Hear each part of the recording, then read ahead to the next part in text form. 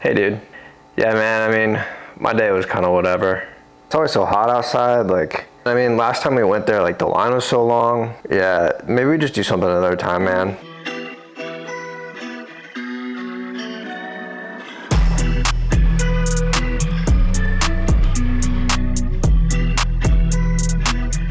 If that guy from the intro of the video annoyed you, then you're on the same page with everybody else. In this video, I want to talk about why chronic complaining, and really complaining of any type, is ruining your life. And then I want to give you 7 ways that you can stop complaining completely.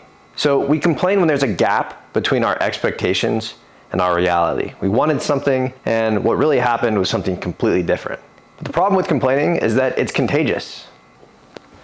Now, because a complaint is contagious, what happens is that you start complaining and everybody around you starts complaining, and then you have a physiological response. You're excited, you're happy that everybody else feels the same, you got it out, and you release dopamine, and so it feels good. And then what happens is, on top of it being contagious, it's addicting. You start to crave that more often, and so you complain more, and then you're hooked. Once you're hooked, you start complaining for days and weeks on end about everything under the sun. What that actually does is raises cortisol in your body and puts you in a constant state of stress. From there, you're fatigued, you're depressed, you're angry all the time, and it's really hard to turn back. Once you're in this state of mind, you lose the ability to solve problems for yourself, and no one wants to be around you. No group of men wants someone in their corner that's gonna complain and moan about everything. Because the truth is, when people are doing things that require work, it sucks. Whether you're training, building a business, working a job, or learning a new skill, everybody goes through the same path of struggling to get to the next level. And the first person to complain is gonna bring everybody's morale down and set off that chain reaction of everybody else complaining.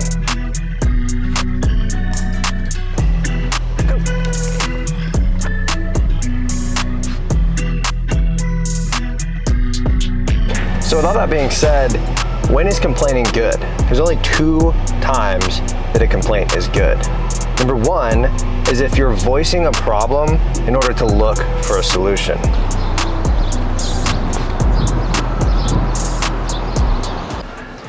The only other time is if complaining for 1 split second helps you get it off your chest and not do something more rash. For example, maybe complaining for a second with your coworker is gonna keep you from blowing up on your boss next time they do that thing that upsets you and losing your job. Not a bad reason to complain for a split second. Minnie and I are grabbing this flagpole to hang outside, and now I'm gonna give you 7 ways to stop complaining for good.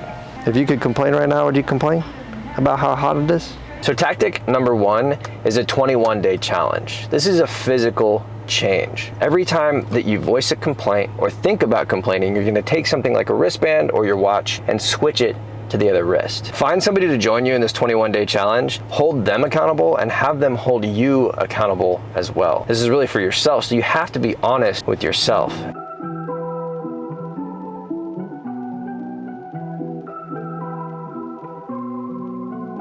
Ta-da! High five. Drone shots. The second step is to become solution-oriented. Don't try to talk to your girlfriend about solutions. Sometimes they just want to vent. This is more about being a man who's solution-oriented. If you want the ability to be better and more successful, you have to be able to solve problems for yourself. If you have a complaint in your head and it's a problem, then you can actually solve it. But as soon as something comes into your head and you want to complain, try to find what the solution to that problem is before you voice the complaint. Right now, I want to complain about how small I am, but instead I'm gonna find the solution and go hit back at the gym. So I'll see you guys in a minute. All right, we're here. It's really loud inside, so we're gonna do this one out here. Number 3 is great before going to the gym. This is the recording. Anytime you wanna complain or anytime you have a negative thought, record yourself. Goggins is big on this. Record yourself complaining and then listen to it back, see how you sound. Number 1, it might feel good to just get it off your chest, but number 2, listening to it back will help you realize how annoying it is to hear someone complain, especially when it's yourself. So we're gonna go inside. This is all gonna be our workout. We've got deadlifts, back, plenty to complain about. We're gonna go get it. We never rest.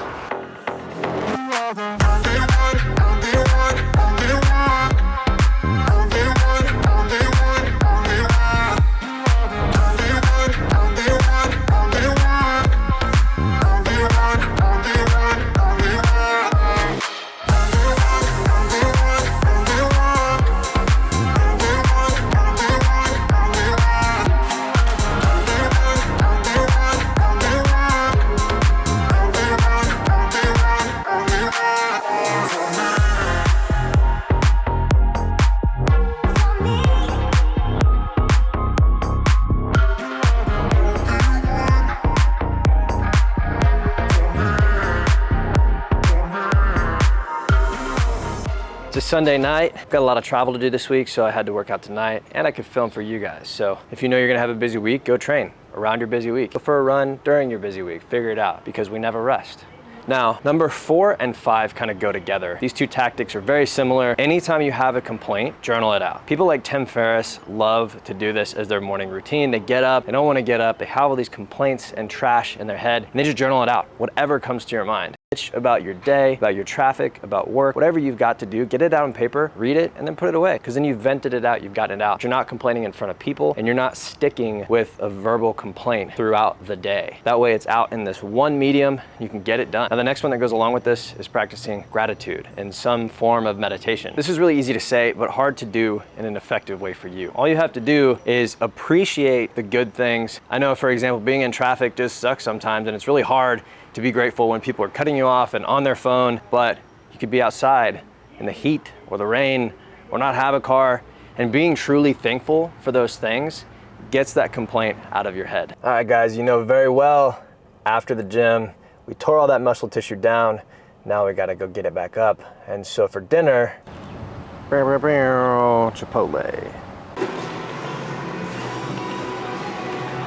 I got number 6 for you guys, and it's kind of a difficult one to implement at first because it feels fake, but if you can laugh about something you're about to complain about, or even laugh about something that sucks, like a workout, it actually completely changes the way you think. So if you're doing something that sucks, and you want to complain, force yourself to laugh at first. And after a while, you'll actually start to train your body to have that reaction instead of complaining. A lot of us, and I'm sure you've done this yourself, when something hurts while we're lifting or working out and we're with our boys, the easiest thing to do is laugh. We laugh at each other, we laugh at ourselves, and it just makes it better. One more for you guys. We'll see you in a minute. All right, guys, number 7, trade up. If all the people in your life right now chronically complain about their jobs, about their bodies, about whatever it is, trade up. Move up into a new friend group and leave those people behind. If you're that person and you're trying to move up, you don't want to be the weak link. The whole reason I'm doing this video is because my closest group of friends and I were doing a workout that we knew was gonna suck, and we had all worked out the day before, so we all had things to complain about. And one guy of the 4 of us listened to us bitch and moan and said, guys, there's way too much complaining going on. And that is the type of people that you need in your life. So find those people, implement these tactics, and go get some shit done. Never rest.